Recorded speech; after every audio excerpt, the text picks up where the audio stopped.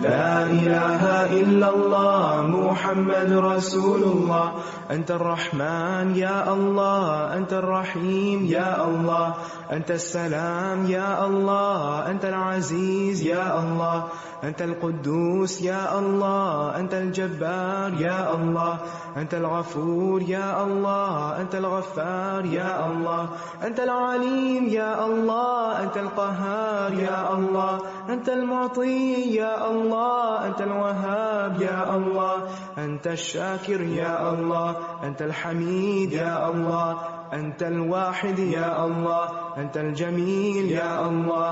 لا إله إلا الله محمد رسول الله. نحمده ونصلي على رسوله الكريم، أما بعد، فأعوذ بالله من الشيطان الرجيم. بسم الله الرحمن الرحيم. رب اشرح لي صدري ويسر لي أمري واحلل عقدة من لساني يفقهوا قولي.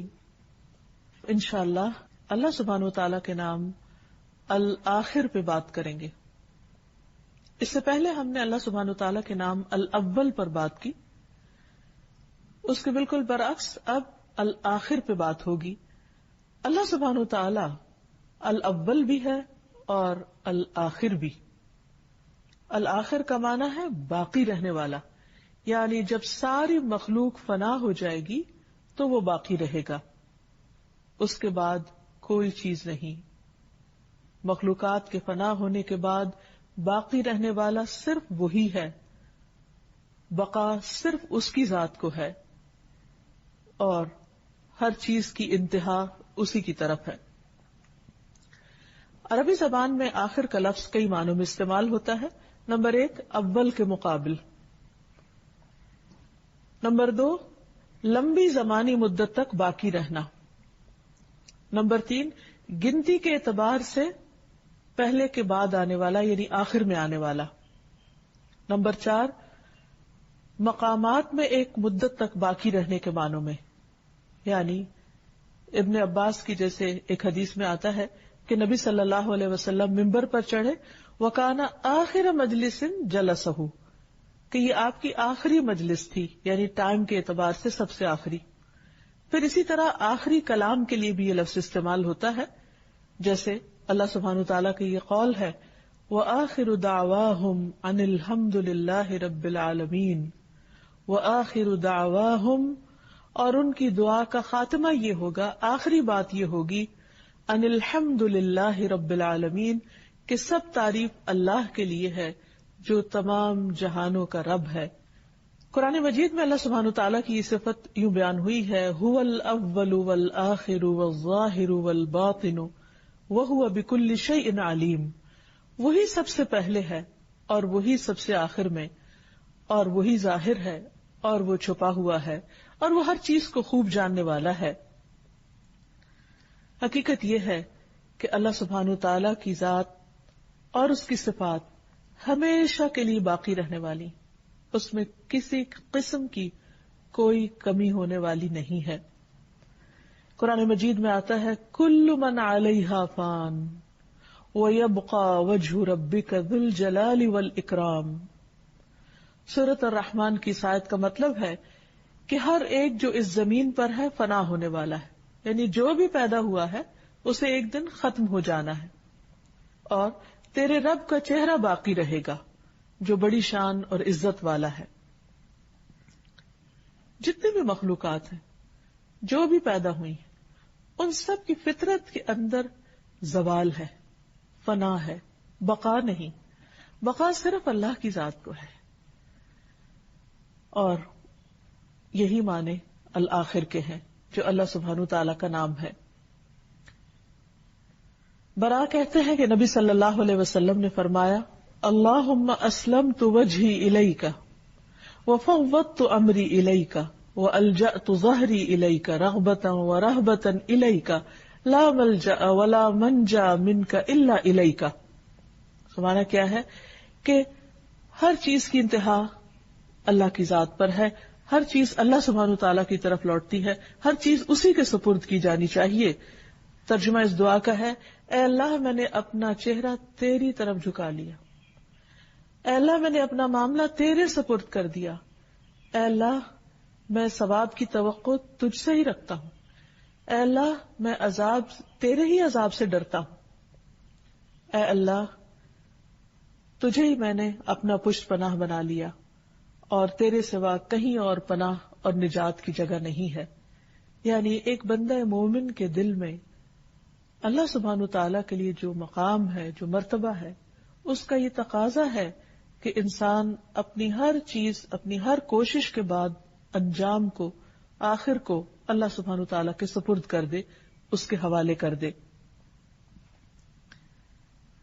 یہاں ایک سوال یہ پیدا ہوتا ہے کہ اگر اللہ سبحانہ وتعالی ہمیشہ کے لیے ہے اور اس کے بعد کوئی چیز باقی نہیں رہے گی، نہ باقی رہنے والی ہے، ہر چیز کو زوال اور فنا ہے، تو پھر یہ جو قرآن مجید میں آتا ہے جنت اور جہنم کے بارے میں کہ وہ ہمیشہ رہیں گے، یعنی جو لوگ جنت میں جائیں گے وہ بھی ہمیشہ رہیں گے اور جو جہنم میں جائیں گے وہ بھی ہمیشہ رہیں گے،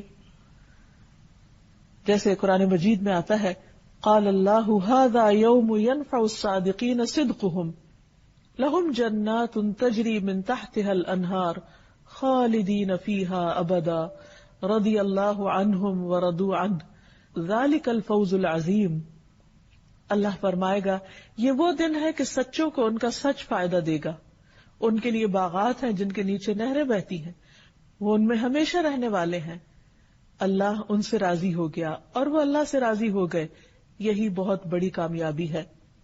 اور جہنمیوں کے بارے میں اللہ تعالیٰ نے فرمایا وَمَن يَعْصِ اللَّهَ وَرَسُولَهُ فَإِنَّ لَهُ نَارَ جَهَنَّمَ خَالِدِينَ فِيهَا أَبَدًا، اور جو اللہ اور اس کے رسول کی نافرمانی کرے گا تو اس کے لیے جہنم ہے جس میں وہ ہمیشہ ہمیشہ رہیں گے۔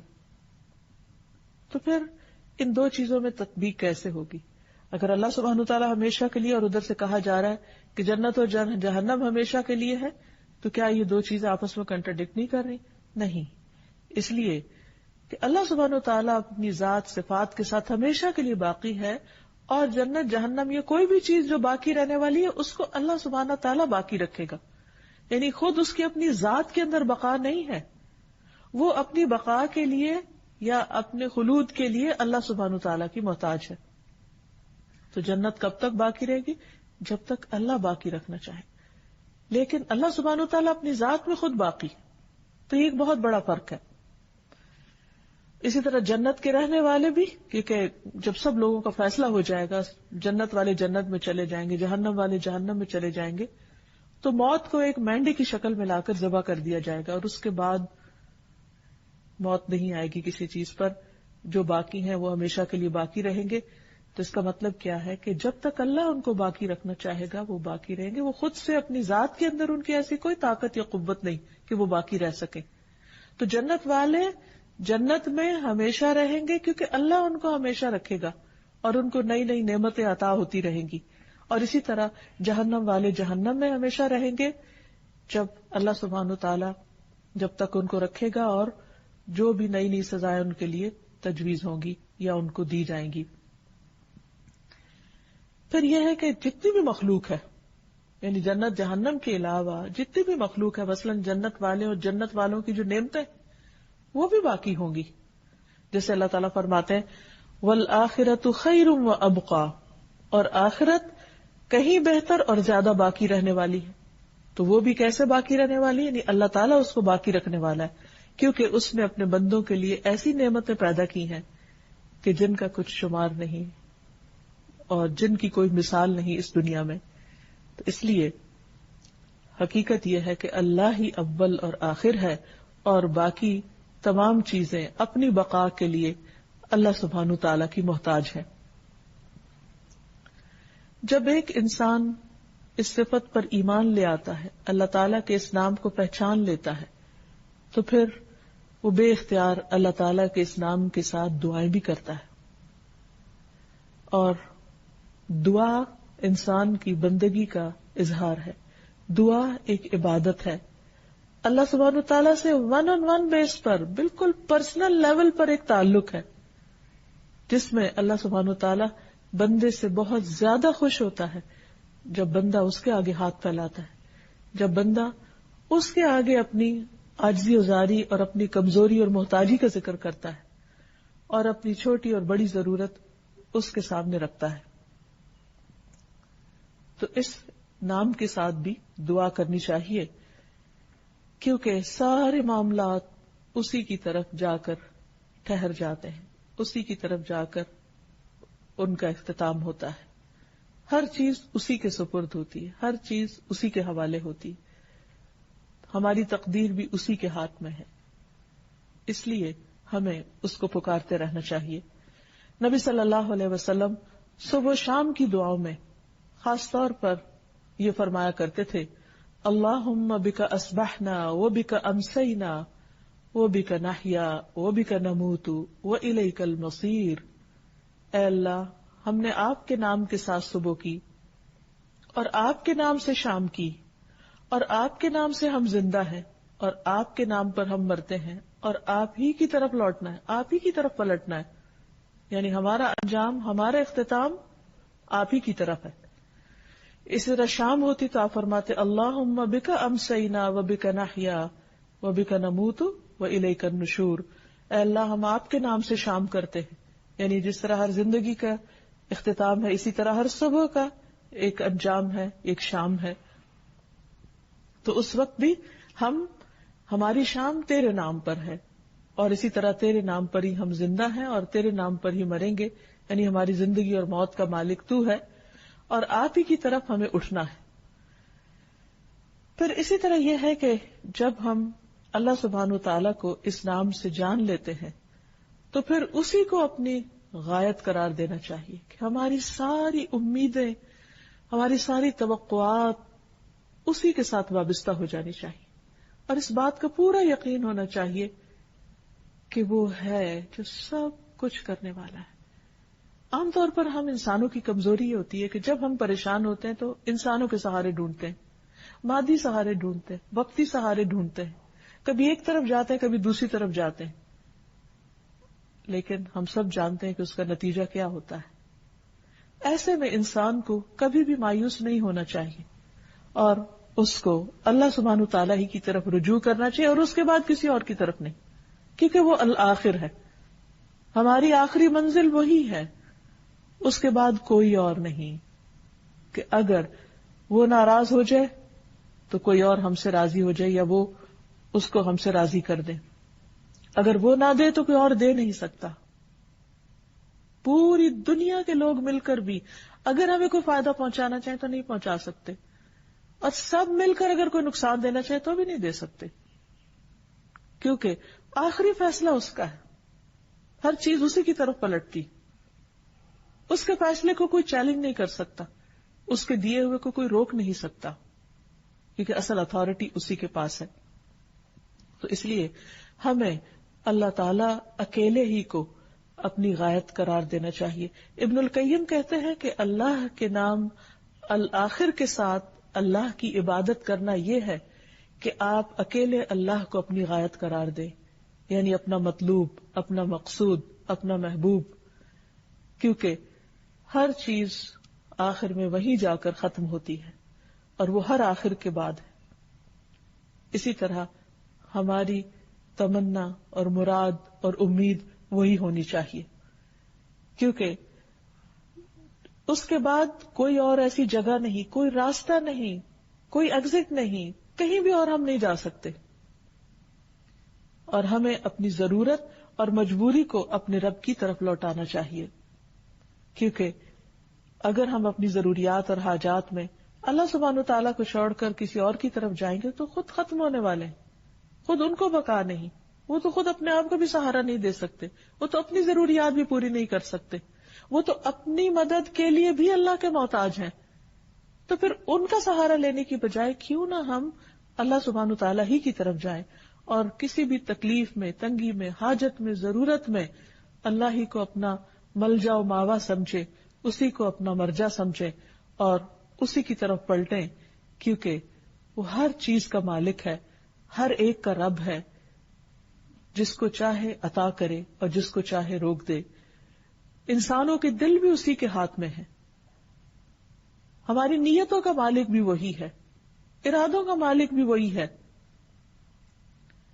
اسی لیے ہمیں یہ دعا مانگنے کو کہا گیا، ربنا لا تزغ قلوبنا بعد اذ ہدیتنا وہب لنا من لدنک رحمہ انک انت الوہاب۔ اے ہمارے رب، ہمارے دل ٹیڑھے نہ کر اس کے بعد کہ تو نے ہمیں ہدایت عطا کر دی، اور ہمیں اپنے پاس سے رحمت عطا فرما، بے شک تو ہی بے حد عطا کرنے والا ہے۔ کیونکہ اگر اللہ سبحانہ تعالیٰ دلوں کو پھیر دے تو اس کے بعد، کیونکہ وہ الآخر ہے نا، تو اس کے بعد کسی کے اندر طاقت نہیں کہ وہ ان دلوں کو سیدھا کر دے، کیونکہ اس کے بعد تو کوئی ہے ہی نہیں، نو پاور، کسی کے پاس کوئی اختیار نہیں۔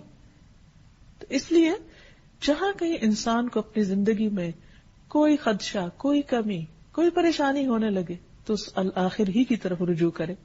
جیسے ہم دیکھتے ہیں کہ انبیاء علیہ السلام نے اپنی ضروریات میں اسی کو پکارا، زکریا علیہ السلام اپنے رب کی طرف لوٹتے ہیں، ساری زندگی اس سے مایوس نہیں ہوتے، جب عمر کا ایک طویل حصہ گزر جاتا ہے تو بھی دعا مانگتے رہتے ہیں، اور خاص طور پر جب حضرت مریم کے پاس وہ مختلف طرح کے پھل اور رزق پاتے ہیں تو ان کو اور زیادہ جوش آتا ہے، وہ ان کے لیے ایک موٹیویشنل پوائنٹ بنتا ہے، اور اتنے ہی قوت کے ساتھ دعا مانگتے ہیں۔ عام طور پر جب ہم دعا مانگتے ہیں تو ہمارے اندر یقین کم ہوتا ہے، ہم سوچتے پتہ نہیں اللہ تعالیٰ قبول کرے گا یا نہیں، ہم اللہ کی قدرت کو نہیں دیکھتے، اس کی عظمت کو نہیں محسوس کرتے، ہم یہ دیکھتے ہیں کہ اسباب کتنے ہیں۔ اللہ سبحانہ تعالیٰ کو تو اسباب کی ضرورت نہیں، یہ ٹھیک ہے کہ وہ اسباب کے پردے میں چیزیں عطا کرتا ہے، لیکن وہ اس کا محتاج نہیں ہے، سارے اسباب بھی اسی کی طرف لوٹتے ہیں، ان کا بھی کنٹرول کرنے والا وہی ہے، وہ بھی اسی کے اختیار میں ہے۔ اسی لیے ہم دیکھتے ہیں کہ زکریا علیہ السلام اس حال میں اللہ تعالیٰ کو پکارتے ہیں، کہتے ہیں رب انی وہن العظم منی واشتعل الرأس شیبا ولم اکن بدعائک رب شقیا۔ چپ کے اپنے رب کو پکارتے ہیں دل ہی دل میں، کیونکہ وہ تو دل کے اندر کی وسپرز کو بھی جانتا ہے۔ وَلَقَدْ نَعْلَمُ مَا تُوَسْوِسُ بِهِ نَفْسُهُ، یعنی انسان کے دل کے اندر کوئی خیال بھی اٹھتا ہے تو اس کو پتہ چل جاتا ہے، وہ دلوں کے راز جانتا ہے، وہ ہماری آہیں، ہمارے دکھ، ہماری تکلیفیں، ہماری سرگوشیاں سب سے واقف ہے۔ تو اس نے زکریا علیہ السلام کی سرگوشی بھی سنی، کہا ہے میرے رب میری ہڈیاں بوسیدہ ہو چکی ہیں، تو میری تو ہڈیاں بھی کمزور ہو گئی، بڑھاپے کی وجہ سے سر سفیدی سے بڑا کٹھا ہے، اتنا بوڑھا ہو گیا ہوں، لیکن پھر بھی میں مایوس نہیں ہوں، کیونکہ تو ہے اور ہر چیز تیری ہی طرف لوٹتی، تو الآخر ہے، جب کچھ نہیں رہے گا تو تو رہ جائے گا، تو ہی باقی رہے گا، اور جس کو تو دینا چاہے اسے کوئی روک نہیں سکتا۔ تو کہتے ہیں کہ تجھے پکار کر کبھی میں محروم ہوا ہی نہیں۔ نبی صلی اللہ علیہ وسلم بھی اسی طرح گڑ گڑا کر اللہ سبحانہ تعالیٰ سے دعائیں کرتے ہیں۔ نبی صلی اللہ علیہ وسلم نے ایک دفعہ قبلہ رخ ہو کر دعا کے لیے اپنے ہاتھوں کو اٹھایا اور اپنے رب سے گڑ گڑا کے دعا مانگنا شروع کی، اللہم انجز لی ما وعدتنی، اللہم آتی ما وعدتنی، اللہم ان تہلک هذه العصابة من اہل الاسلام لا تعبد فی الارض۔ اے اللہ میرے لیے اپنے کیے ہوئے وعدے کو پورا کر دے، اے اللہ اپنے وعدے کے مطابق عطا فرما دے، اے اللہ اگر اہل اسلام کی یہ جماعت ہلاک ہو گئی تو زمین پر پھر تیری عبادت کبھی نہ کی جائے گی۔ یہ جنگ بدر کے موقع پر آپ نے دعا کی تھی۔ آپ صلی اللہ علیہ وسلم برابر اپنے رب سے ہاتھ دراز کیے ہوئے دعا کرتے رہے، قبلے کی طرف منہ کر کے دعا مانگتے رہے۔ حالانکہ آپ اللہ کے محبوب ہیں، لیکن آپ دیکھیے کہ پھر بھی کس شدت کے ساتھ مانگ رہے ہیں، یہاں تک کہ آپ کی چادر مبارک آپ کے شانے سے گر پڑی، یعنی جو اوپر کی چادر تھی وہ گر گئی، لیکن پھر بھی آپ نے چادر نہیں اٹھائی اور اپنے ہاتھ اٹھائے رکھے۔ اتنے میں ابو بکر رضی اللہ تعالیٰ عنہ آئے اور آپ کی چادر کو اٹھایا، اسے آپ کے کندھے پہ ڈالا اور پیچھے سے آپ سے لپٹ گئے اور کہنے لگے اے اللہ کے نبی، آپ کی اپنے رب سے دعا کافی ہو چکی ہے، عنقریب وہ اپنے کیے ہوئے وعدوں کو پورا کرے گا۔ اللہ رب العزت نے یہ آیت نازل فرما دی اس وقت، اذ تستغیثون ربکم، جب تم اپنے رب سے فریادیں کر رہے تھے، فاستجاب لکم، تو اس نے تمہاری دعا قبول کر لی، انی ممدکم بألف من الملائکۃ مردفین، کہ میں تمہاری مدد 1000 لگاتار آنے والے فرشتوں کے ذریعے کروں گا. بس اللہ نے آپ صلی اللہ علیہ وسلم کی فرشتوں کے ذریعے مدد فرمائی. اور اللہ سبحانہ وتعالی ہر چیز پر قدرت رکھتا ہے. اور حقیقت یہ ہے کہ ہماری تقدیر بھی اسی کے ہاتھ میں ہے. دعا تقدیر کو بھی بدل دیتی ہے. وہ جو چاہتا ہے رکھتا ہے, جو چاہتا ہے مٹاتا ہے, اور اصل کتاب اسی کے پاس ہے, اس پر اسی کا اختیار ہے. تو اس لیے ہمارا کام یہ ہے کہ ہم اپنی ہر غایت, منزل, منتہا اسی کو سمجھیں, کیونکہ ہر آنے والی مصیبت کو وہی ٹال سکتا ہے, ہر بلا کو وہی ٹالتا ہے, کوئی اور نہیں. ہر مشکل کو وہی آسان کرتا ہے. نبی صلی اللہ علیہ وسلم کو حضرت عائشہ کہتی کہ ایک رات میں نے اپنے بستر پر نہ پایا, تو میں نے آپ کو تلاش کیا کہ آپ کہاں ہیں.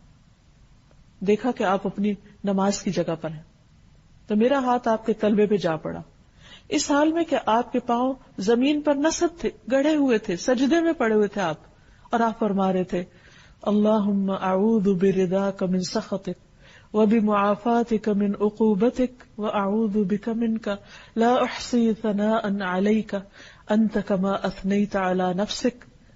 اے اللہ, میں تیری ناراضگی سے, تیری رضامندی کی اور تیری سزا سے, تیری معافی کی پناہ چاہتا ہوں, اور میں تجھ سے ڈر کر تیری ہی پناہ میں آتا ہوں. آپ دیکھیے کہ عام طور پر جب انسان کسی انسان سے ڈرتا ہے تو اس سے بھاگ نکلتا ہے, لیکن جب ہم اللہ سے ڈرتے ہیں تو اس کی طرف اور رغبت کرتے.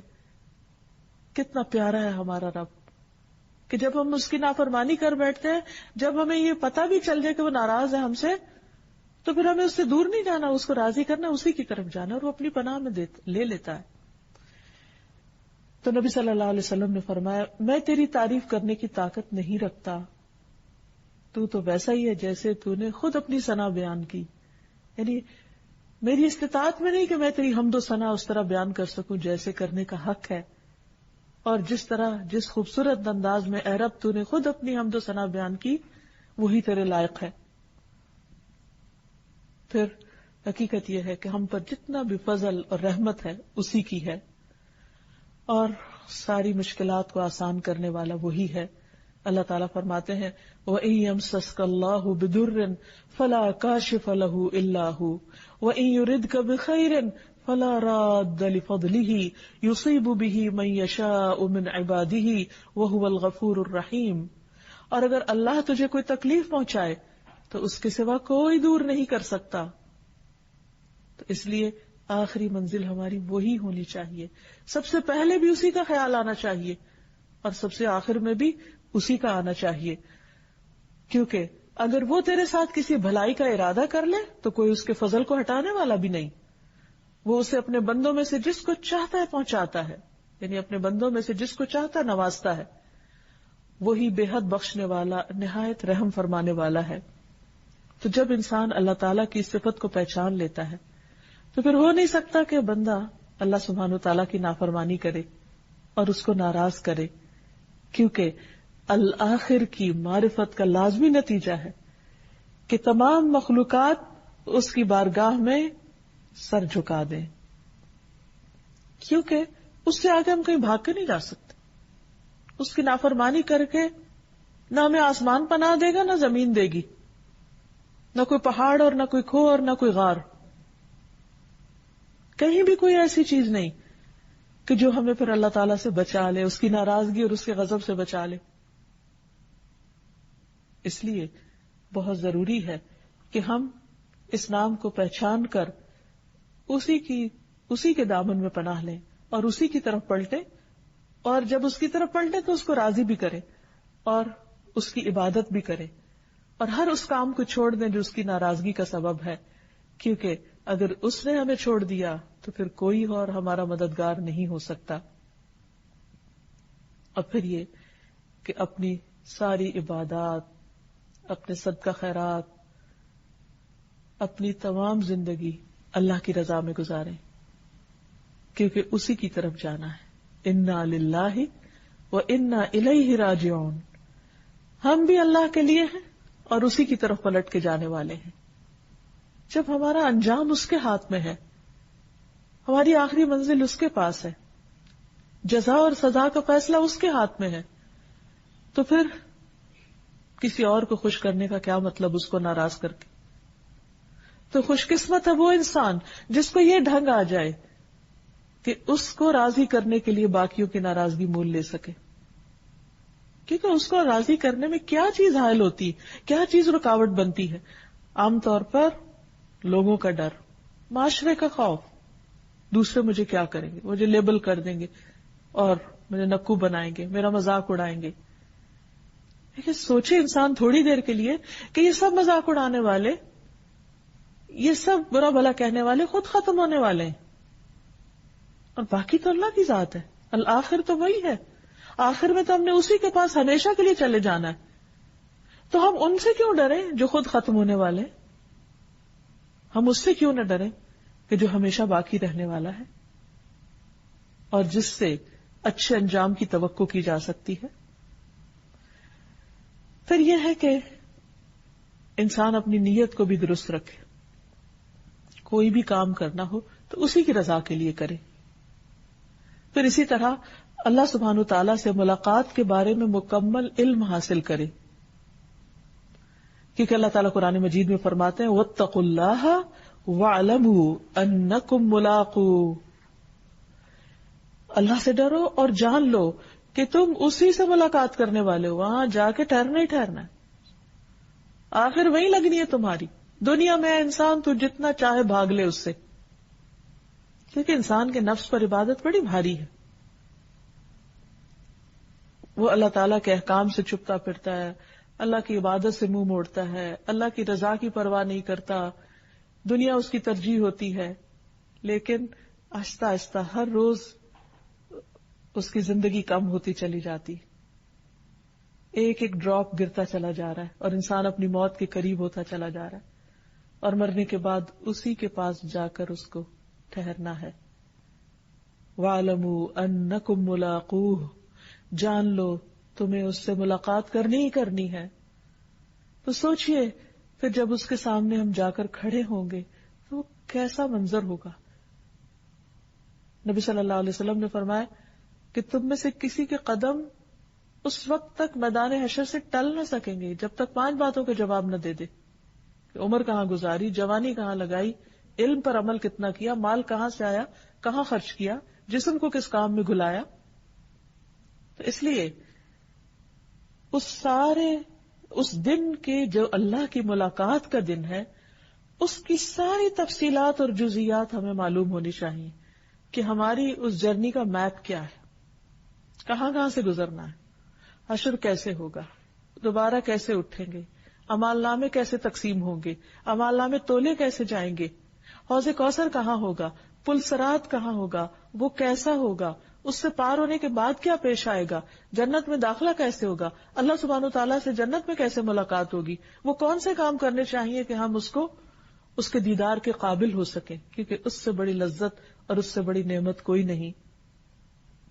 تو ان چیزوں کا علم حاصل کرنا, درست علم حاصل کرنا, یقینی علم حاصل کرنا نہایت ضروری ہے. اور پھر یہ کہ صرف علم حاصل نہ کر لے بلکہ انسان اپنی زندگی اس کے مطابق گزارے اور اس کے لیے کوشش کرتا رہے, کیونکہ اللہ سبحانہ وتعالیٰ فرماتے ہیں وَمَنْ أَرَادَ الْآخِرَةَ وَسَعَى لَهَا سَعْيَهَا فَأُولَئِكَ كَانَ سَعْيُهُمْ مَشْكُورًا, کہ جو آخرت کا ارادہ کر لے کہ میں نے وہاں کامیاب ہو کے ٹھہرنا, جو اس بات کو اپنی منزل بنا لے اور اس کے لیے اتنی کوشش کرے جتنی کرنی چاہیے, جتنا حق ہے کرنے کا. یہ نہیں کہ کہے, تمنا رکھے, امید اور آرزو کرے کہ میں آخرت میں کامیاب ہو جاؤں, لیکن اس کے بعد عمل کچھ بھی ایسا نہ کرے جو کامیابی کی طرف لے جانے والا ہو, تو یہ بات درست نہیں ہوگی. اللہ تعالیٰ فرماتے جو ارادہ کرے اور اس کے بعد کوشش میں بھی لگ جائے جیسی کوشش ہونی چاہیے, تو ایسے لوگوں کی کوشش قابل قدر ٹھہرے گی, ان کی کوشش قبول کر لی جائے گی, ان کو اس کوشش کا بدلہ دیا جائے گا. سورۃ النجم میں اللہ تعالیٰ فرماتے ہیں وَأَلَّيْسَ لِلْإِنسَانِ إِلَّا مَا سَعَى, اور نہیں ہے انسان کے لیے مگر وہی جس کی وہ کوشش کرے. انسان کو وہ ملے گا جس کے لیے وہ بھاگ دوڑ کرتا ہے. وَأَنَّ سَعْيَهُ سَوْفَ يُرَى, اور یقیناً اس کی کوششیں دیکھی جائیں گی, یعنی قیامت کے دن اس کا نامہ اعمال سامنے لا کر دیکھا پرکھا جائے گا. اللہ سبحانہ و تعالیٰ صرف فرشتوں کا لکھا ہوا ہی نہیں, براہ راست خود بھی علم رکھتے ہیں, انسان کے ہاتھ پاؤں بھی بولیں گے, اور انسان کے سینے کے اندر جو نیتیں اور ارادے وہ بھی سامنے لا کے رکھے جائیں گے. وَحُصِّلَ مَا فِي الصُّدُورِ.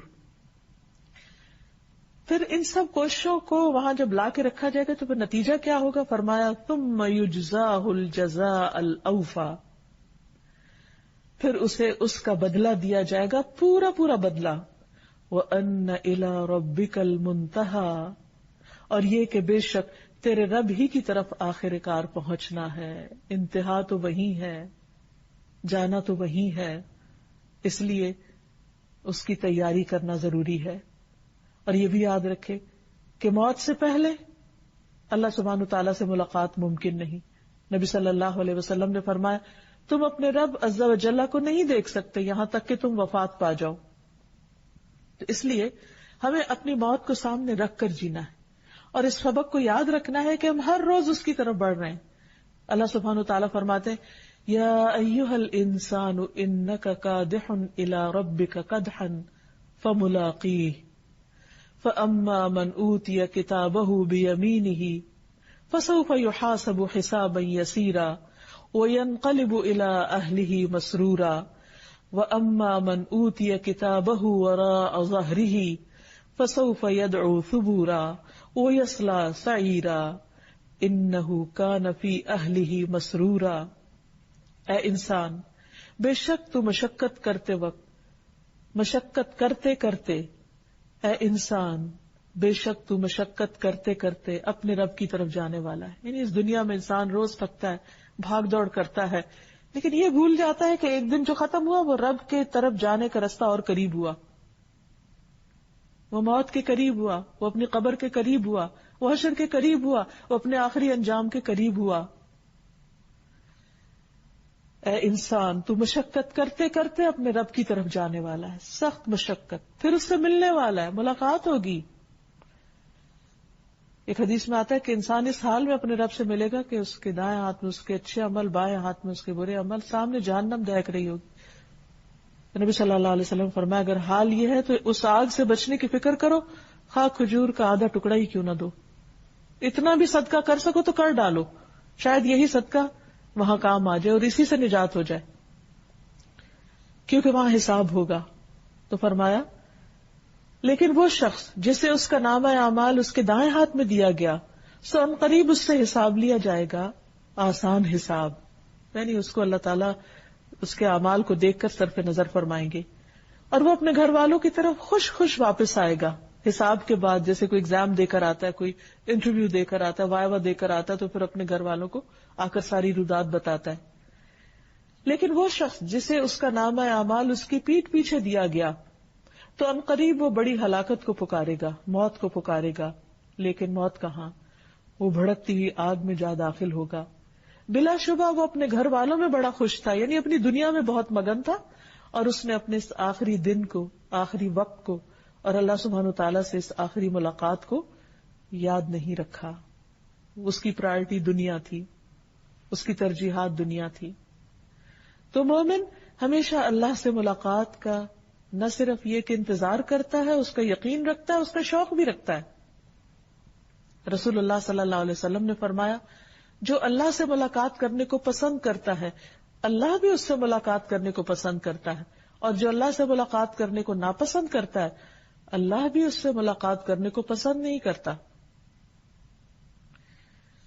پھر یہ کہ جو شخص اس نام کو سمجھتا ہے، جان لیتا ہے، اسے چاہیے کہ اللہ کی ناراضگی سے ڈرتے ہوئے دنیا میں زندگی بسر کرے.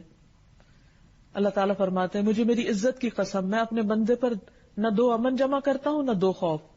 اگر میرا بندہ دنیا میں مجھ سے امن میں رہا تو اسے بندوں کے حشر والے دن خوف دلاؤں گا، اور جو مجھ سے دنیا میں ڈر گیا تو لوگوں کے جمع ہونے والے دن اسے امن عطا کروں گا. پھر یہ کہ انسان اپنی آخرت کی تیاری اس طرح رکھے کہ معلوم نہیں کس وقت کال آ جائے، کس وقت جانا پڑے. اپنے فرائض کو ادا کر کے رکھے، اپنے قرض چکا کے رکھے، لوگوں کے حقوق ادا کر کے رکھے.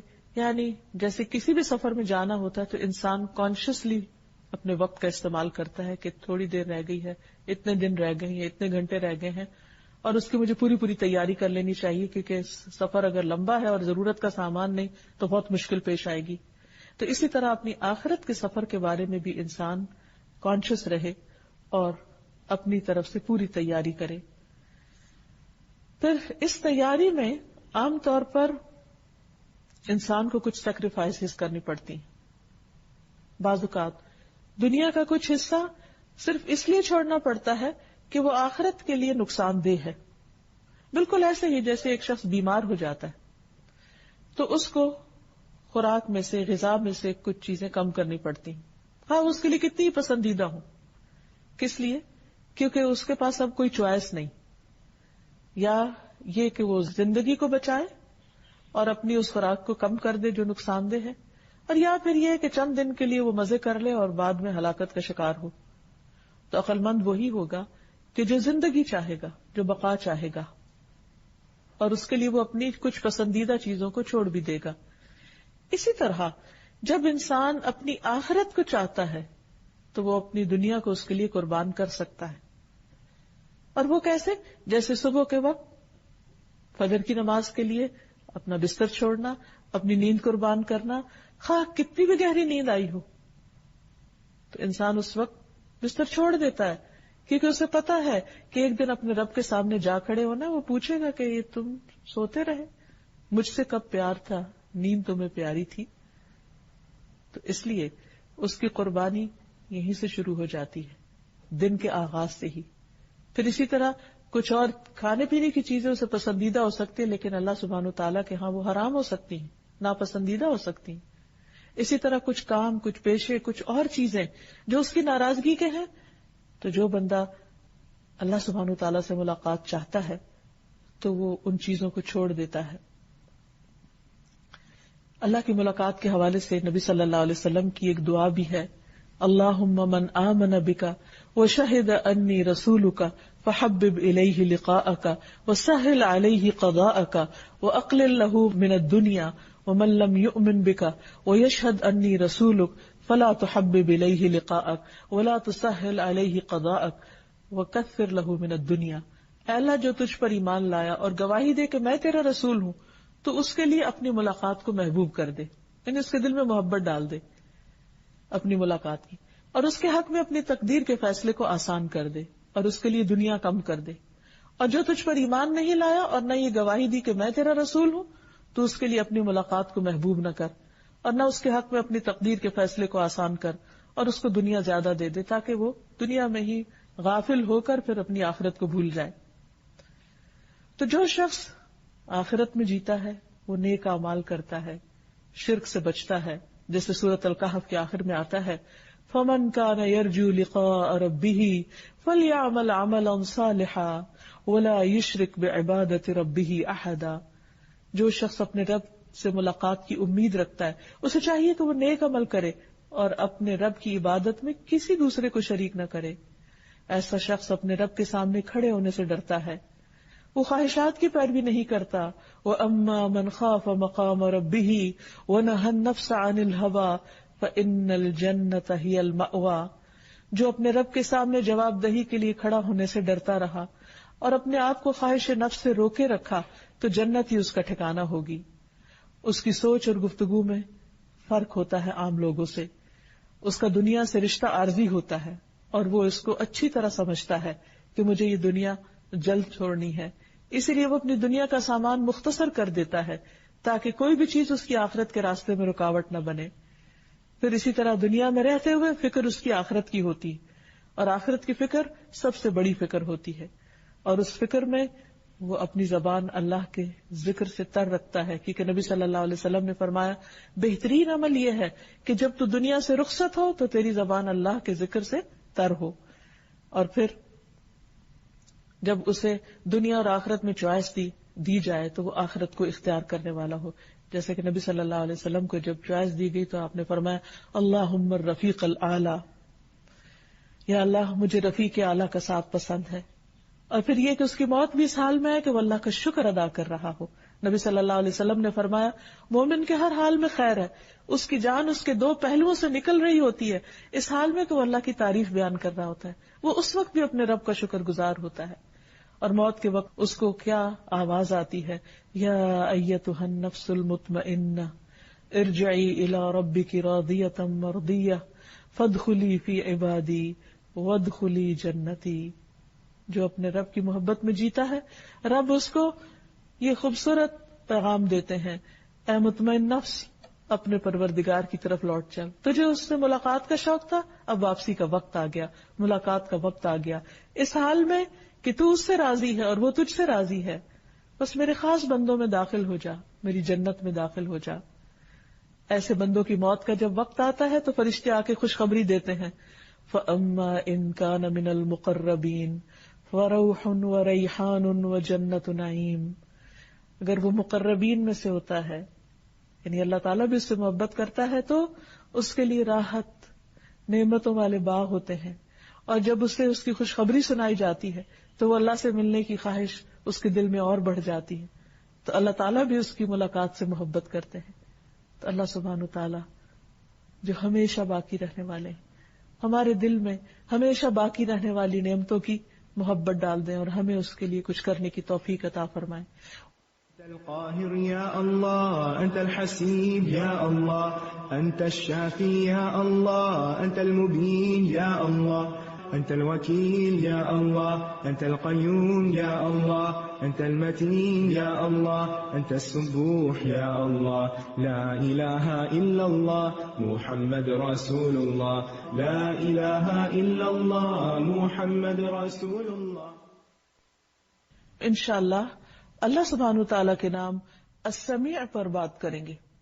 السمیع کا معنی ہے سب کچھ سننے والا. اللہ سبحانہ تعالیٰ ہر آواز کو سنتا ہے، خواہ وہ کسی کی بھی ہو، کسی انسان کی یا جن کی، کسی فرشتے کی یا کسی حیوان کی، کسی پرندے کی یا کسی بھی مخلوق کی، خواہ وہ پوشیدہ ہو، خواہ وہ ظاہر ہو، اونچی ہو یا آہستہ ہو، وہ کسی بھی زبان میں ہو، اللہ سبحانہ تعالیٰ اس کو سنتا ہے. اور پھر اس نے تمام آوازوں کا احاطہ کر رکھا ہے.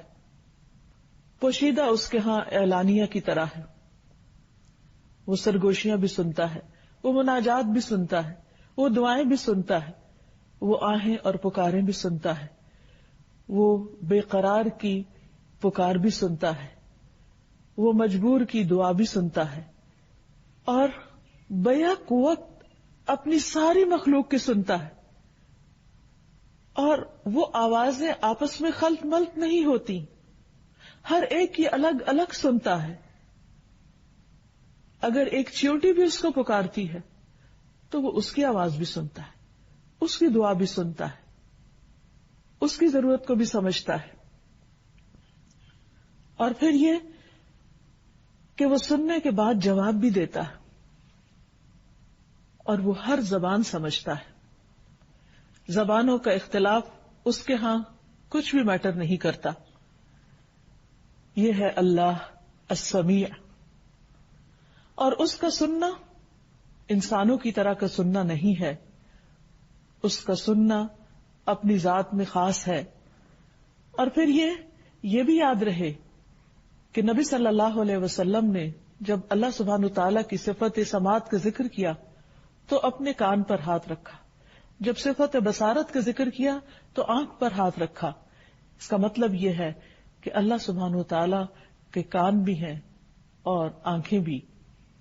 پھر یہ کہ اللہ سبحانہ تعالیٰ بندوں کی ساری باتیں سنتا ہے، خواہ وہ چپکے کرتے ہیں یا وہ اونچی آواز میں کرتے ہیں، خواہ وہ کہیں چھپ کر کوئی بات کرتے ہیں یا پبلکلی اعلانیہ طور پر کرتے ہیں، خواہ وہ کسی مائک میں بولتے ہیں یا بغیر مائک کے بات کرتے ہیں. قرآن مجید میں اللہ تعالیٰ فرماتے ہیں سواء منکم من اسر القول ومن جہر بہ ومن هو مستخف باللیل وسارب بالنہار. برابر ہے تم میں سے جو چھپا کر کرے اور جو اسے بلند آواز سے کرے.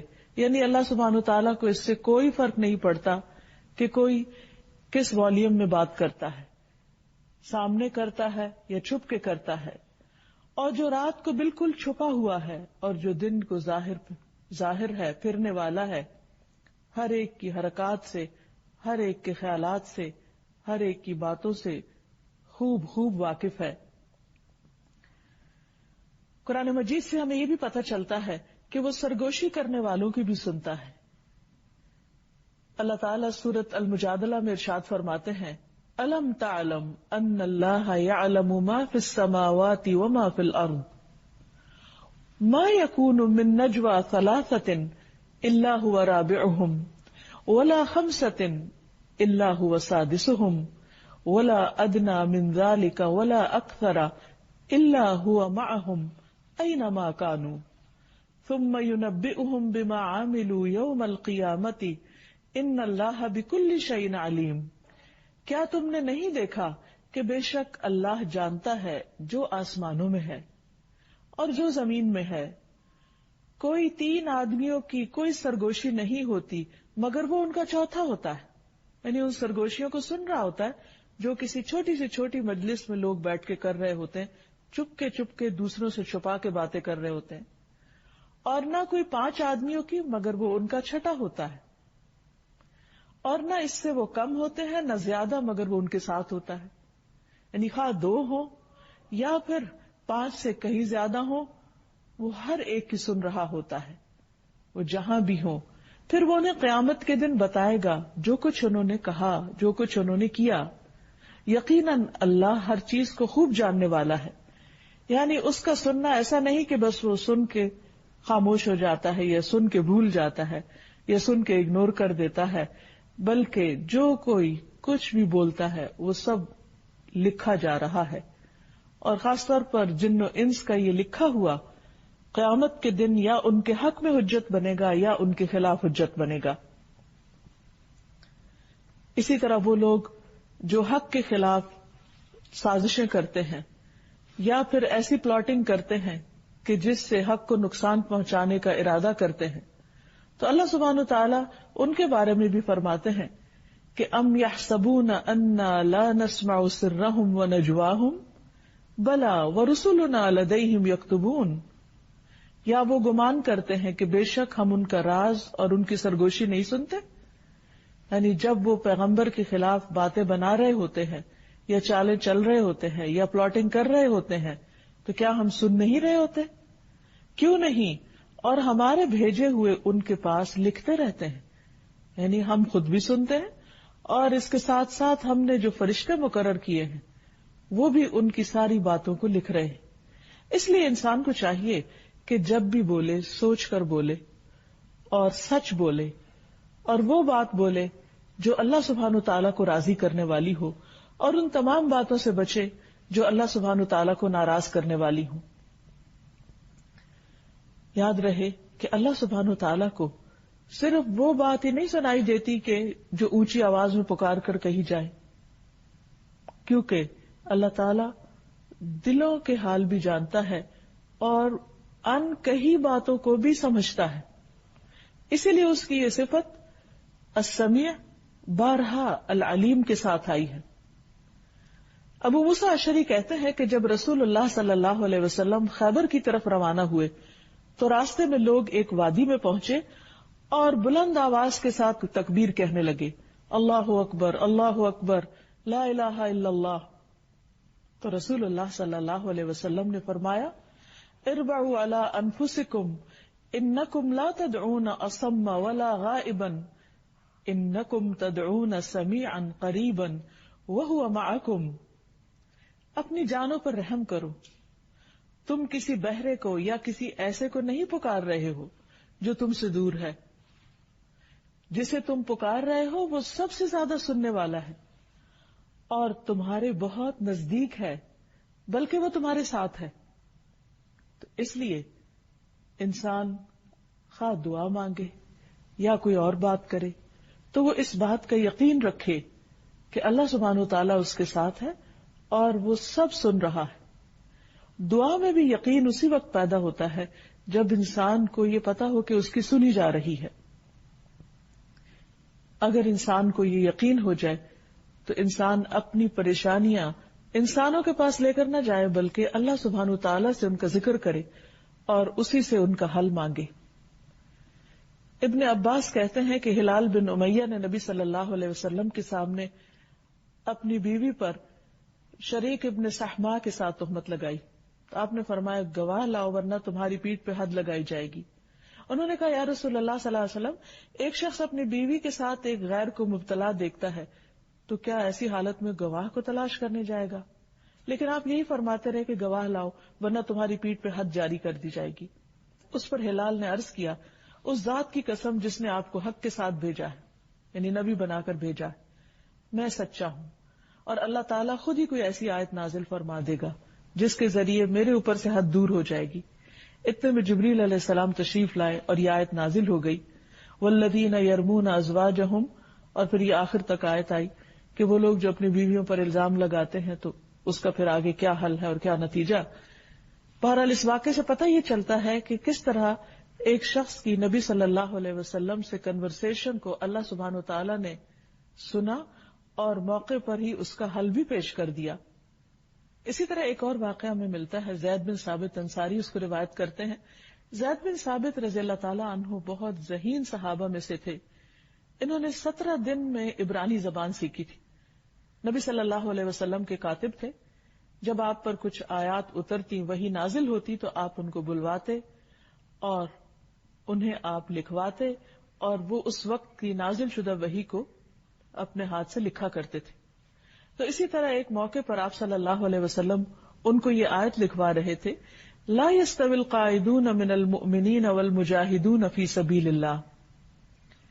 قائدون یعنی بیٹھنے والے اور مجاہدون فی سبیل اللہ یعنی اللہ کے راستے میں جہاد کرنے والے برابر نہیں ہوتے، دونوں کے درجے میں رتبے میں فرق ہے.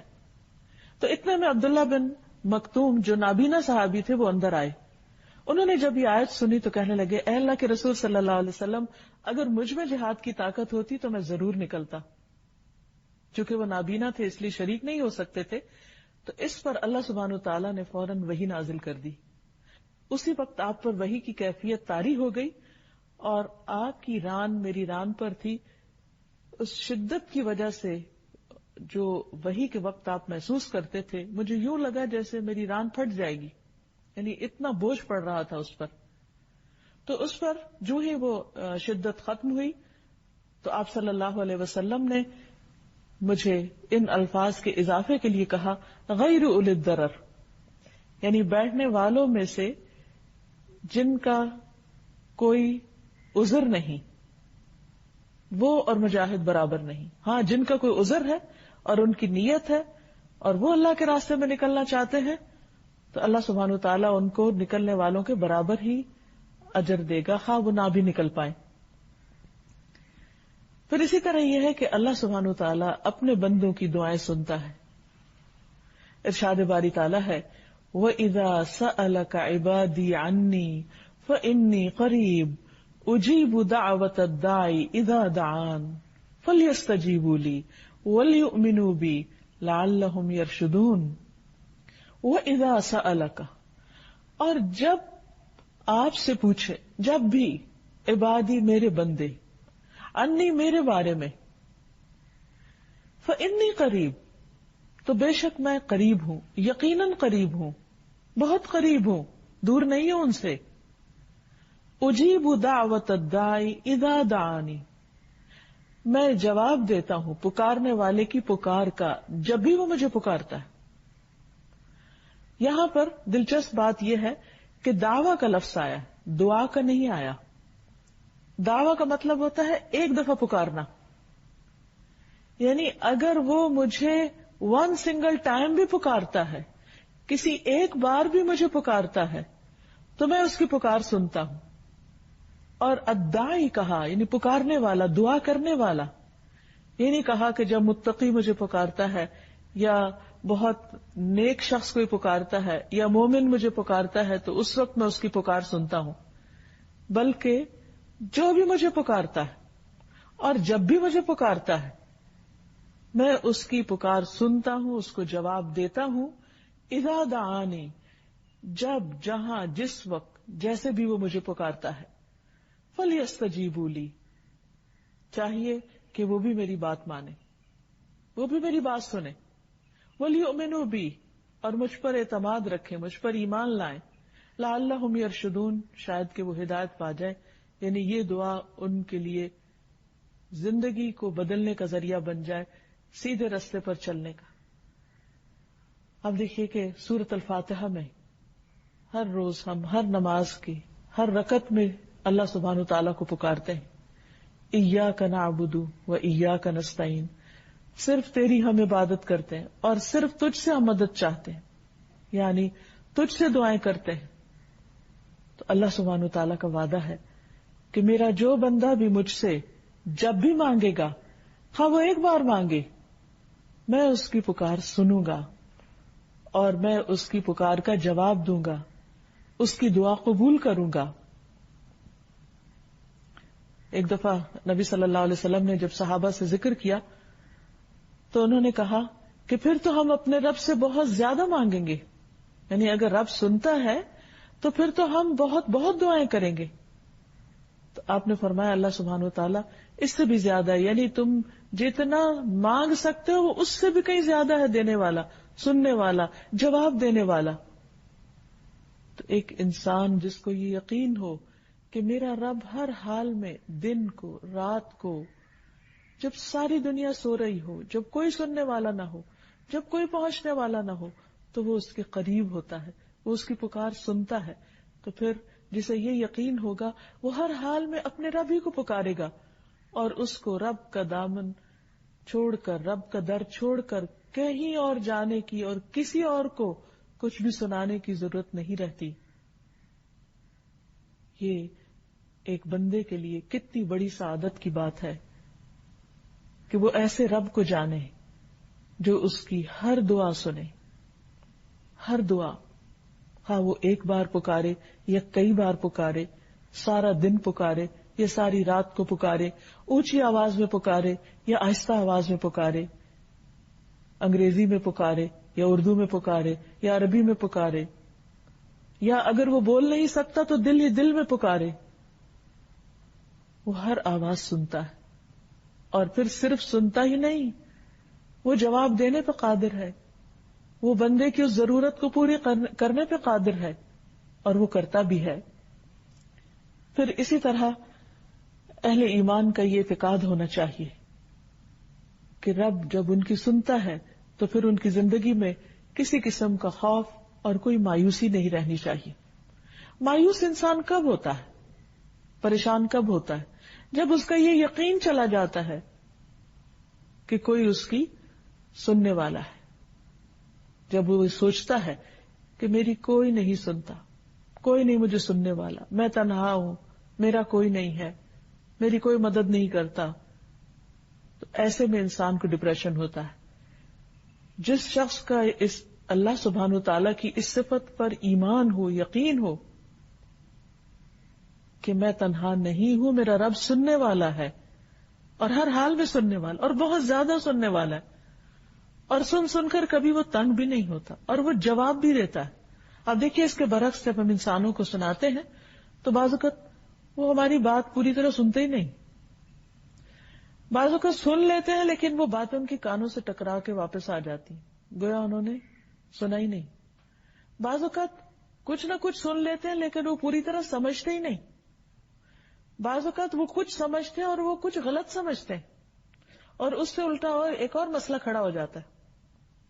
بعض اوقات وہ سن بھی لیتے ہیں، سمجھ بھی لیتے ہیں لیکن کچھ مدد کرنے پہ قادر نہیں ہوتے. بعض اوقات وہ مدد کر بھی سکتے ہیں تو اپنے بخل کی وجہ سے، دل کی تنگی کی وجہ سے مدد نہیں کرتے. لیکن اس کے باوجود ہم پھر مشکلات میں انسانوں ہی کے پاس جاتے ہیں، اللہ کے پاس نہیں. اگر کوئی واقعی تہ دل سے اس کو پکارتا ہے تو اس کی بات بہت جلد قبول ہو جاتی. خاص طور پر اگر کسی پر ظلم ہو رہا ہو تو اللہ سبحانہ وتعالی اس کی پکار اپنے عرش پر سنتا ہے. مظلوم کی پکار، مظلوم کی دعا اور اللہ سبحانہ وتعالی کے درمیان کوئی رکاوٹ نہیں ہوتی، خواہ وہ کوئی بھی انسان ہو. اس کی آہ فوراً عرش پہ پہنچتی ہے. لیکن اگر کوئی ایمان اور یقین کے ساتھ اس کو پکارے کہ ہاں میں اس کے پاس جا رہا ہوں، تو ایسا شخص نہ کسی سے ڈرے گا اور نہ ہی خوف کھائے گا اور نہ اس پر کوئی غم ہوگا. وہ کسی تنہائی اور پریشانی کا شکار نہ ہوگا، کیونکہ اس کا رب ہے جو سن رہا ہے، جو اس کے حال سے خوب خوب واقف ہے. جیسے اللہ سبحانہ وتعالیٰ نے موسیٰ علیہ السلام اور ہارون علیہ السلام کو فرعون کے دربار میں بھیجا تو ان کو تسلی دلائی.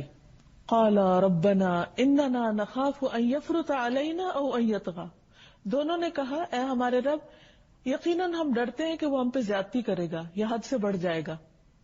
تو اللہ تعالیٰ نے فرمایا قالا لا تخافا، مت ڈرو، اننی معکما، میں تمہارے ساتھ ہوں، اسمع و ارا، میں سن رہا ہوں، میں دیکھ رہا ہوں، وہ تمہارا کچھ نہیں بگاڑ سکے گا.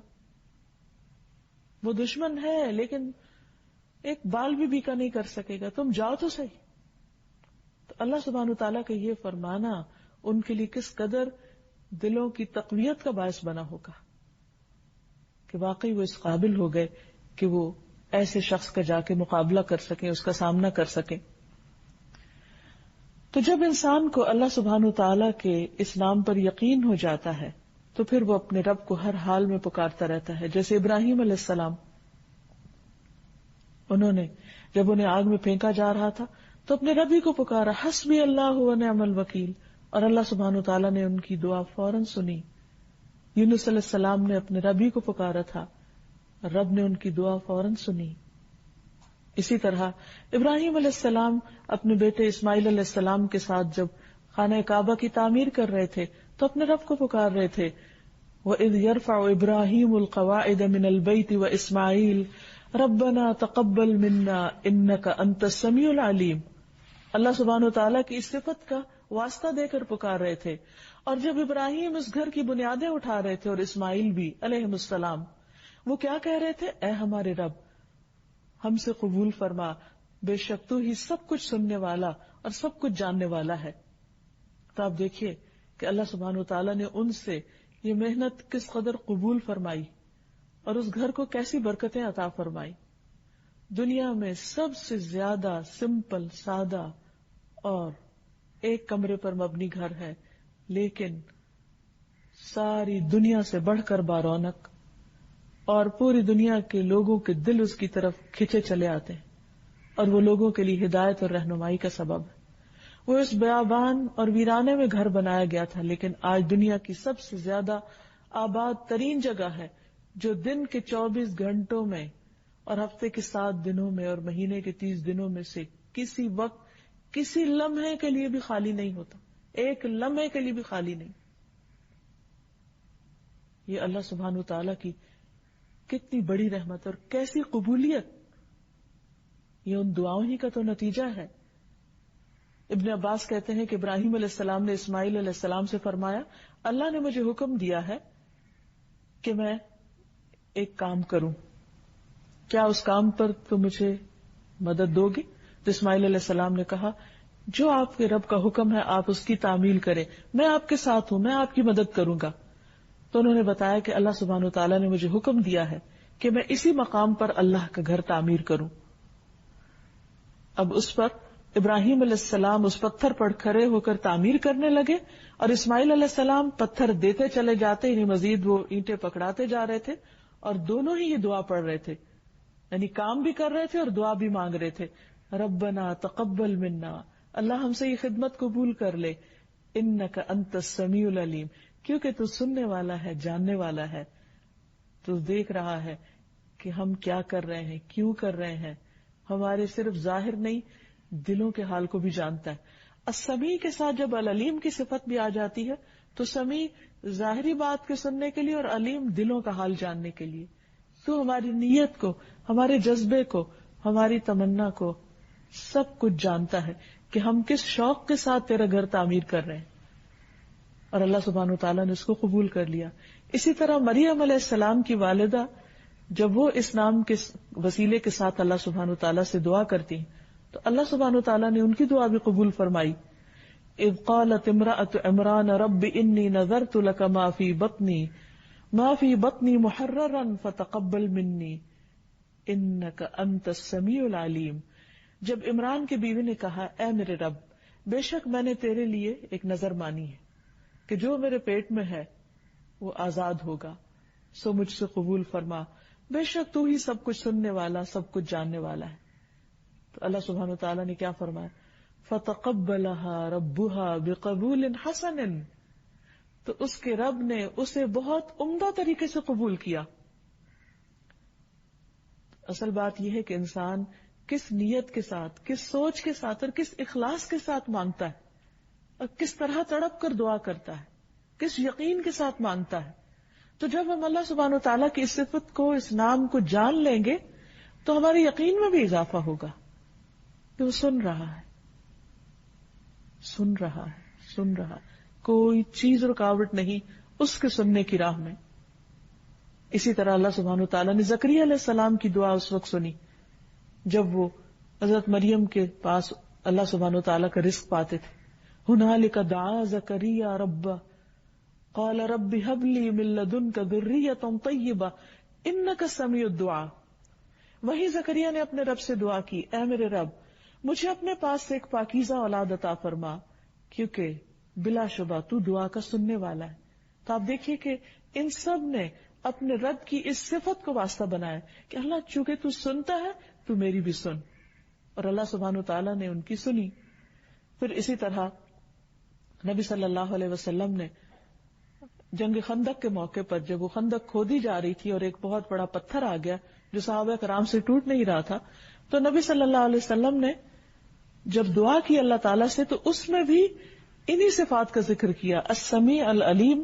اور یہ کہہ کر آپ نے جب پتھر پر وہ اوزار مارا تو پتھر سے ایک زبردست قسم کی روشنی نکلی اور اللہ سبحانہ وتعالیٰ نے آپ کی دعا سن لی اور 3 ضربیں آپ نے لگائیں اور وہ پتھر ٹوٹ گیا. اسی طرح نماز میں قرات سے پہلے اللہ سبحانہ وتعالیٰ کے اس نام سے اللہ کی پناہ لی جاتی ہے.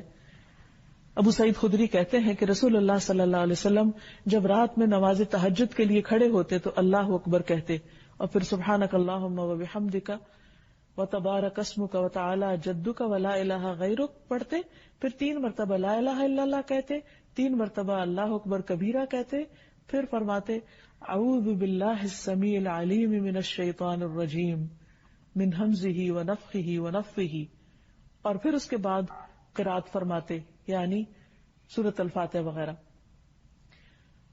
تو اس سے کیا پتہ چلتا ہے کہ رسول اللہ صلی اللہ علیہ وسلم جب اعوذ باللہ پڑھتے تو صرف اعوذ باللہ نہیں بلکہ اللہ سبحانہ وتعالیٰ کی ان صفات کا بھی ذکر کرتے، اعوذ باللہ السمیع العلیم، کیونکہ اللہ سبحانہ وتعالیٰ نماز کے عالم میں بھی جو کچھ ہم پڑھتے ہیں اس کو سن رہا ہوتا ہے. بلکہ جب ہم رکوع کے بعد سر اٹھاتے ہیں اور کہتے ہیں سمع اللہ لمن حمدہ، تو اس کا مطلب کیا ہے؟ اللہ نے سن لی اس بندے کی پکار جس نے اپنے رب کی تعریف کی. یعنی ہم اللہ سبحانہ تعالیٰ کی تعریف کریں، اس کا ذکر کریں، اس کی تسبیح کریں، اس کی وحدانیت کا اقرار کریں یا اس کی حمد و ثنا کریں، کچھ بھی کہیں، وہ سب کچھ سن رہا ہوتا ہے. اس لیے زبان سے کوئی بھی جو کلمہ اس کی تعریف اور تسبیح یا حمد و ثنا کا ہو، اس کو بولتے وقت یہ سوچنا چاہیے کہ اس وقت میری زبان سے نکل رہا ہے اور میرا رب اس کو سن رہا ہے اور اس کو قبول کرے گا. کیونکہ جتنے یقین کے ساتھ ہم یہ مانگیں گے یا بولیں گے اتنے ہی یقین کے ساتھ ہمیں انشاءاللہ دعا کی قبولیت کے بارے میں تسلی ہوگی. پھر اسی طرح اس صفت کے ساتھ جب انسان صبح شام دعا کرتا ہے تو اللہ کے نام کے ساتھ کوئی چیز انسان کو نقصان نہیں دیتی. بسم اللہ الذی لا یضر مع اسمہ شیء وہو السمیع العلیم، اللہ کے نام کے ساتھ جس کے نام کے ساتھ کوئی چیز نقصان نہیں دیتی، نہ زمین میں نہ آسمان میں، اور وہ سننے والا ہے، جاننے والا ہے. پھر اسی طرح ہمیں یہ بھی سکھایا گیا ہے کہ ہم ان دعاؤں سے پناہ مانگے اللہ سبحانہ تعالیٰ کی جو سنی نہیں جاتی. اور وہ کب ہوتا ہے؟ یعنی اللہ تعالیٰ تو سنتا ہے لیکن سننے کا معنی یہاں قبولیت ہے، یعنی قبول نہیں ہوتی. رسول اللہ صلی اللہ علیہ وسلم یہ دعا مانگا کرتے تھے، اللہم انی اعوذ بک من علم لا ينفع ومن قلب لا يخشع ومن نفس لا تشبع ومن دعاء لا يسمع. اے اللہ میں 4 چیزوں سے تیری پناہ چاہتا ہوں، ایسا علم جو فائدہ نہ دے، ایسا دل جس میں خشوع نہ ہو، ایسا نفس جو کبھی سیر نہ ہو، اور ایسی دعا جو سنی نہ جائے. تو اب سوال یہ پیدا ہوتا ہے کہ اللہ سبحانہ و تعالیٰ تو سب کچھ سنتا ہے، لیکن وہ کیسی دعا ہوتی ہے جو سنی نہیں جاتی؟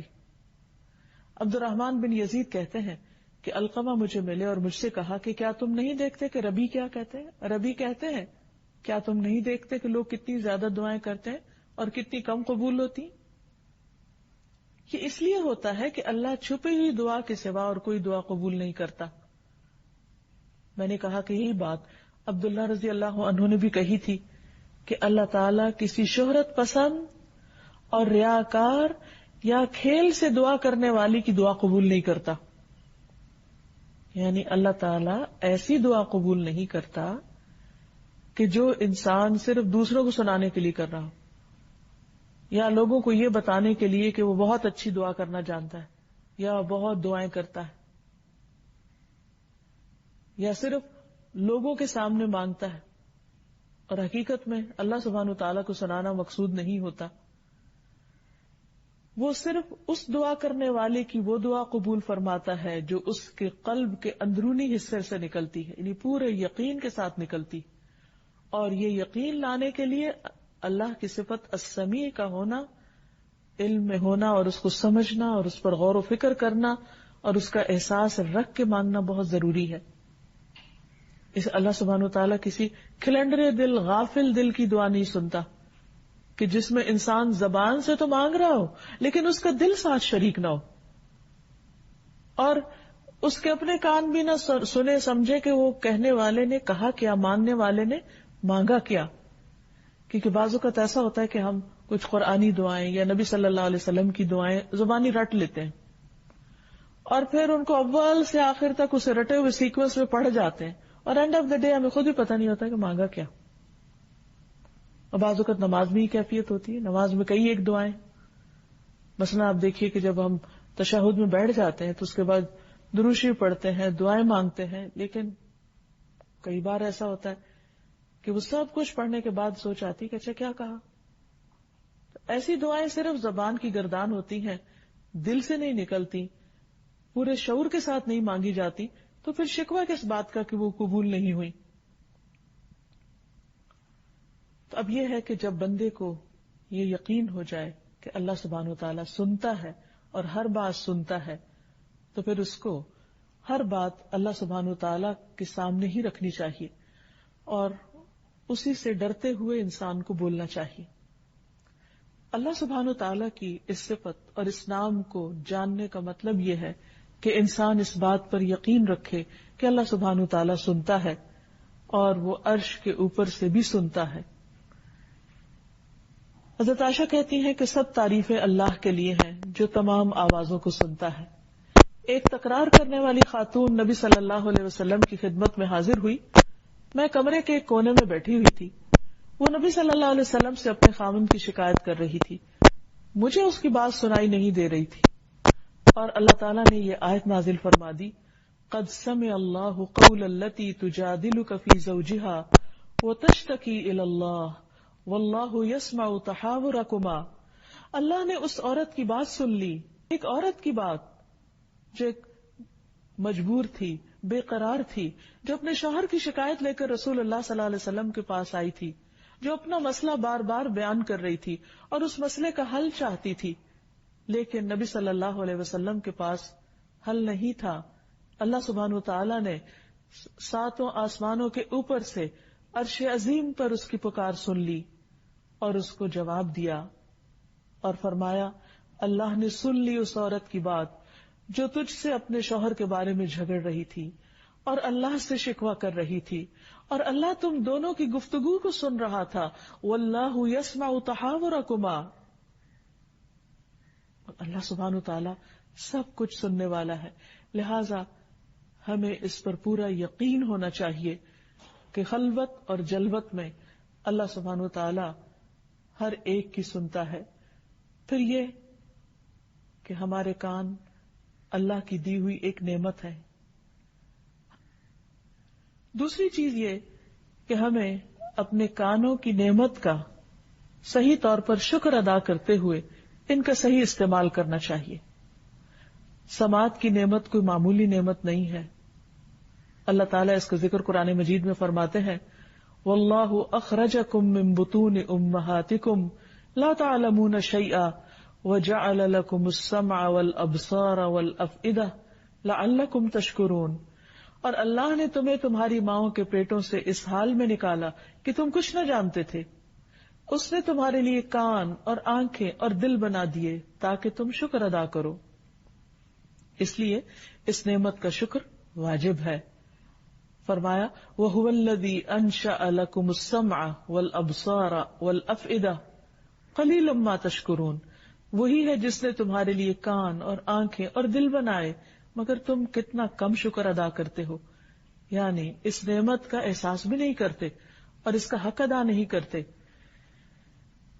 تو سب سے پہلے اس کا حق ادا کرنے کے لیے ہمیں کیا کرنا ہوگا؟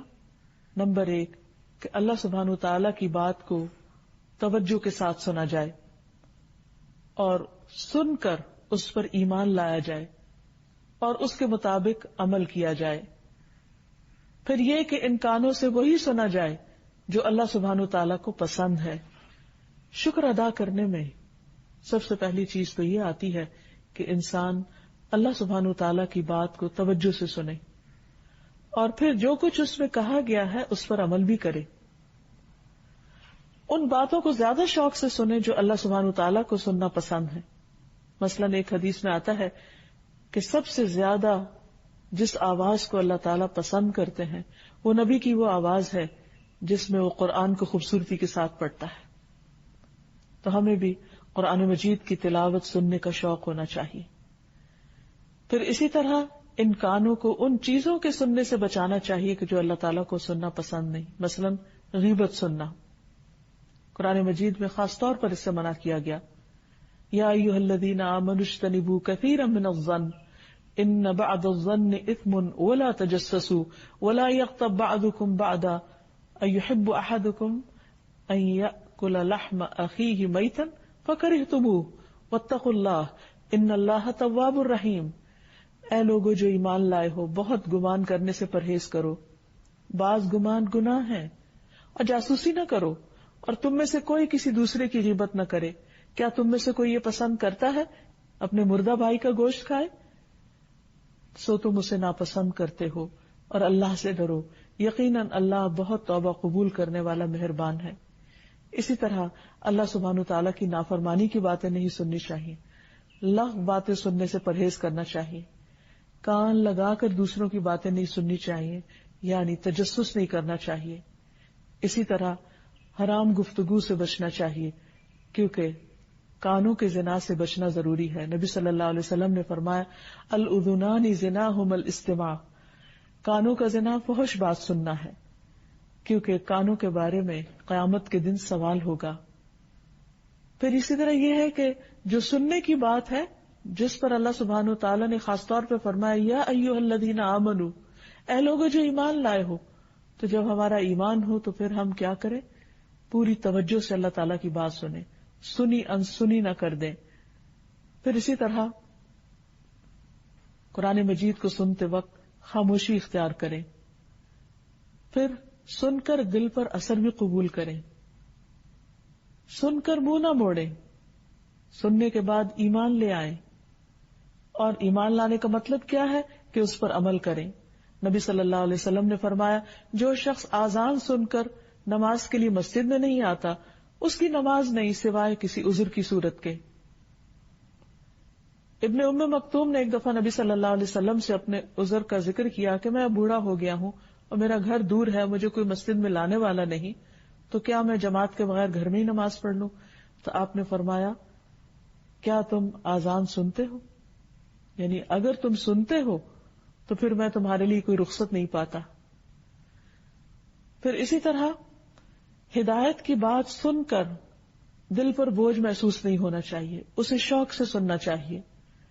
پھر سن کر بھی نہ سننا ان لوگوں کی صفت ہے جو اللہ سبحانہ وتعالیٰ کے ناپسندیدہ ہیں کہ جن کے سننے میں کوئی سنجیدگی نہیں ہوتی.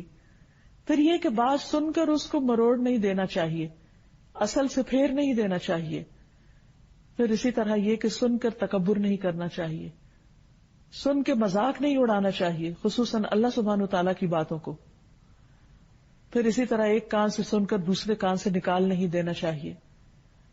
پھر ایسا کوئی کام نہیں کرنا چاہیے کہ دوسرے لوگ خیر اور بھلائی کی بات سننے سے محروم ہوں. حق کی بات خود بھی توجہ سے سنیں اور دوسروں کو بھی سننے کا موقع دیں، کیونکہ قیامت کے دن جہنم والے اس بات پر پچھتائیں گے کہ انہوں نے دنیا میں حق کی بات سنی کیوں نہ. وَقَالُوا لَوْ كُنَّا نَسْمَعُ أَوْ نَعْقِلُ مَا كُنَّا فِي أَصْحَابِ السَّعِيرِ فَاعْتَرَفُوا بِذَنبِهِمْ فَسُحْقًا لِأَصْحَابِ السَّعِيرِ. وہ کہیں گے کاش ہم سنتے ہوتے، کاش ہم اچھی بات سن لیتے یا سمجھ لیتے تو بھڑکتی ہوئی آگ والوں میں شامل نہ ہوتے. تو وہ اپنے اس قصور کا اعتراف کر لیں گے. سو دوری ہے بھڑکتی ہوئی آگ والوں کے لیے، یعنی قیامت کے دن انسان کو بہت بڑا پچھتاوا لاحق ہوگا اپنے ان کانوں کو صحیح طریقے پر استعمال نہ کرنے کا اور حق بات کو سننے کی زحمت گوارا نہ کرنے کا، کہ ہم اسے سننا بھی نہیں چاہتے. اللہ تعالی ہمیں اس سے محفوظ رکھے. اللہ تعالیٰ سے دعا ہے کہ وہ ہمارے اندر اپنی اس صفت کا یقین پیدا کر دے، تاکہ ہم جب اس کو پکاریں تو پورے ذوق و شوق کے ساتھ، پورے یقین کے ساتھ، تاکہ ہماری دعائیں قبولیت کا درجہ پائیں. وآخر دعوانا ان الحمد للہ رب العالمین. أنت القاهر يا الله، أنت الحسيب يا الله، أنت الشافي يا الله، أنت المبين يا الله، أنت الوكيل يا الله، أنت القيوم يا الله، أنت المتين يا الله، أنت السبوح يا الله، لا إله إلا الله، محمد رسول الله.